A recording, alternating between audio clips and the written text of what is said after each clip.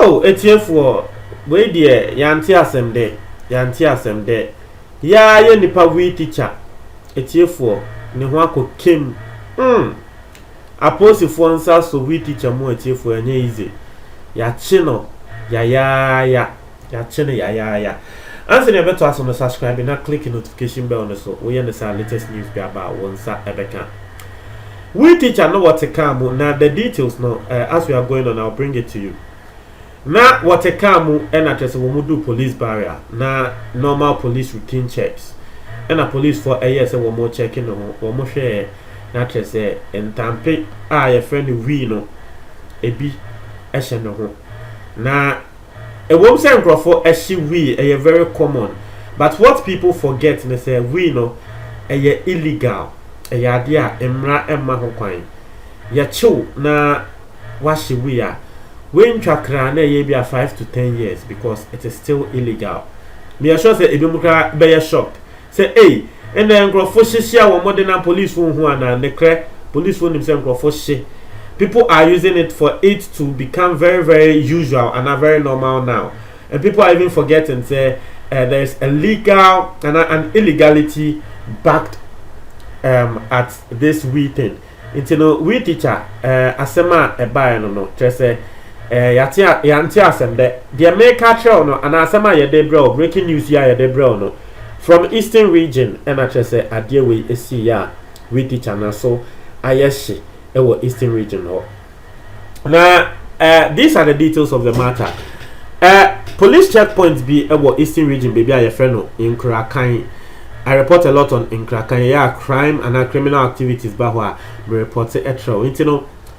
in Krakan wa and I say ye arrested we teacher no na what a commercial vehicle mu na eho and I say police for omudu police barrier no just like I told you na etie for muntie ye arrested we teacher no mu bisa na say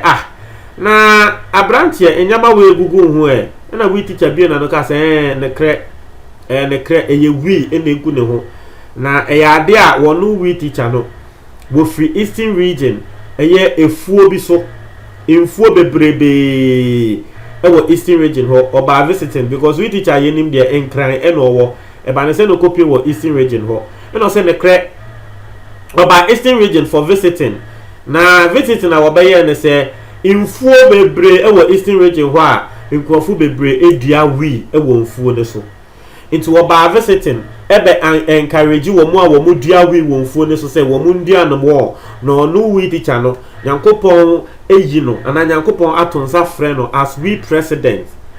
say one ma yen legalize only di Ghana for na yen legalize we no nti oba abema farmers ne hyeden enu hunti na wo fi nkran a wo kɔ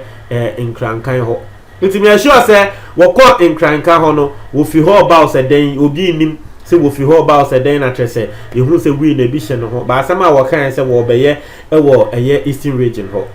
am say na we teacher so pa asemo we teacher sha dey we asena ye no bi no ye say ya agro and the we ni your fregana for so so na ye mu bi ye say ya agro afa we head the we teacher kwa ya kwa akɔkye no video bi go viral of we teacher no won am circle a worship we ba kaya last year December krano All Stars Games Ghanaian celebrities we teacher koso we wo ho a ye be chi na enye fiaso asnega mo ne other celebrities wo ho a ekasa man na anka we teacher police for ede no eko now police for abo wato ho because you do videos and you smoke in the videos woka say police ni bia ntumi nya ohwe o man panyi bia ntumi nya ohwe and we teacher de wa ye ni udi we na show ho ama police barrier police for akwakochew omo chew hwe asema woka say wo ko hye we for ne shedding okomo omo shedding we omo dua we no ema omo de ba nkran ha say ema muni amo hye no okọ ho akọhye omo shedding say wo mo nya de ndia we ni ye we teacher sembe nkran ni there's a we teacher there nje da me no ka say police checkpoint na won krankan ho no wo mo handle we teacher omo de no ama the regional police command eastern regional police command that is assembly mo ayede and that me no can say we teacher he's behind bars. And then that yeah can say we teacher he is behind bars. Obeko not to say wash a box up. To say he's behind bars. Wo kasa ewo ho. And ye Ghana for pene ma monche me kai December na ye chen no na asema no catch police no. And ye Ghana for pene ma monche me gan se mo kai asema me baba nti me be kan ya me say he what was say Ghana for pene we teacher no say na Ghana for man vimit na ye say Ghana for masa asemba Ghana for ye be yi wa ma o ye Ghana for sa na ye ti o ye be so asemba ye be yi wa ma sisia hwe na apia mensa Nana Pia Mensa chichichiska who came out to speak bad of Nana Pia Mensa ende won say na ye Nana Pia Mensa ma wobi celebrities na Nana Pia Mensa wodi sika eboa wo mo sign wo muni na ma wobi ndie na no ba ko say enka say oh I still support Nana Pia na hwe se na Ghana for ebekwa akoba ahye no wo muni ya wo mo atiada Ghana de sa na ete iti me na we teacher aka say police for chimia Ghana for beka sama me Ghana for mpene ma mo nchime no na emesre me say we teacher you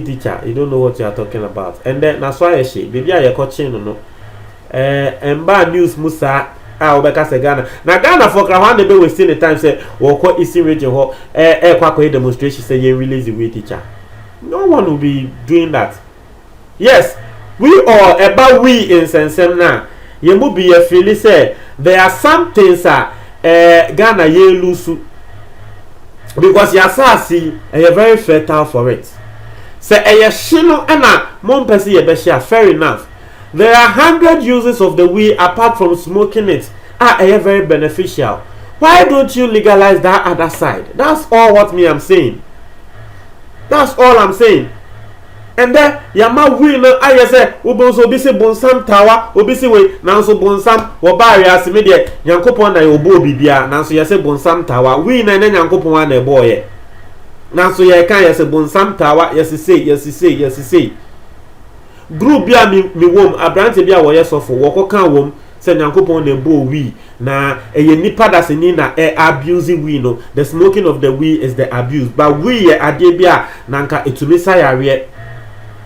o sheni nsuo na wonnom ana wonua etumi sayare bi mo ntinanka we ne pande nanka ye behwe group ni osofo no ende osofo pan na wo ka sei tese ya ma we no ye demonize we na akwa se enye nyankopon na ebo ya mi wa nyankopon na ebo ade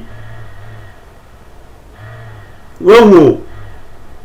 nyankopon na ebo ye se ye bone a na ka menya sure se nyankopon be ma we no ayeden abawiase musa paracetamol yennom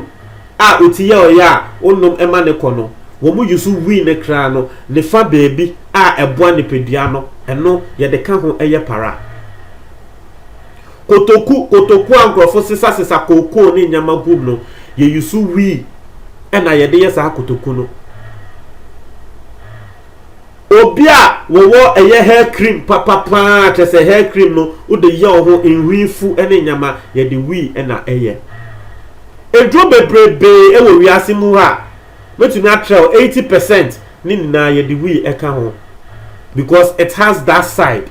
It is a Ghana ene ye kan ye medicinal wi ewo ho ati ase it is a Ghana ena ye kan say wi no na nkrofo hye no okay yate hye mo hye no ana ne hye ne de still o de still yen kan ne say ne hye no we shouldn't legalize that side but there are some part of it I will say you legalize it. Hey, my mentor, do you know why we was illegalized? My mama history the entire we ye be can say we my legalize and say embra slave trade koso embrofofo no eba ha ebe sesa ye Ghana fo ebo ye ne nyamade ye nko abrochi ho no sa time na nkrofo hye we na de na esi ene say embrofofo no wo mo yere no hye we ni wi a na afi wo mo mpe embrofofo ni biom na slaves and our blacks no e na wo mo ko mo nchen ndi ever say broni a wo no ye slave master ne yere hye we ni wi a obo say ne yere ne mpese wo be ko broni ni ho na wo slave no wa wo ya akwa no na ne yere no ehumobro bi na de ne ho hyehyew se o ye na re no iti ya no na mbofofo mema na wo ye slave masters no eyo mu hi se se ye yere pa ebeja ye ho akwa fast slaves ne pa de ene sa wi no ye ne illegal na ye ya na tese wi no ye ne illegal mbofofo no na ye wi ne illegal na wo mo ye wi ni illegal a wo mo edebe kan ye no ende those same imbrofofo na tena se ehunu se daabi wi no mfa so wo so ama wi no ya legalize no e wo sa imbrofofo ni krom ho na so yen still yet ha say president bia wo Ghana bia every president bia ni ho a wo benya kokudru a wo beka so be legalize wi